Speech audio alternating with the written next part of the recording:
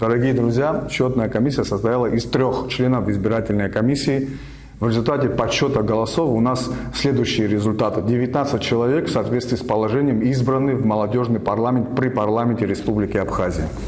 Значит, по Гальскому району это Джумутия Иракли и Сергинава Шахан. По Ачемчильскому району Асабу Адаур и Гвинджа Алхаз. По Гулерибскому району Козловский Данила и Куламба Саид. По Сухумскому району у нас там безальтернативно Минасян Роберт и Хварцкий Аслан, выбраны депутатами. По Удаутскому району Агарба Амир и Хагба София.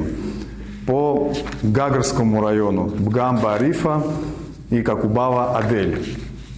И, наконец, у нас остается, получается, Кварчальский район, это Габуния, Аида и Ласурия Анас.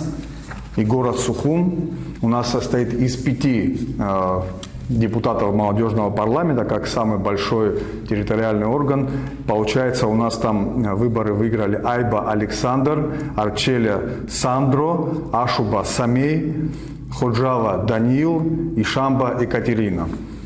Мы от всей души искренне поздравляем наших ребят, которые вошли в состав молодежного парламента, и желаем им успехов в плодотворной работе.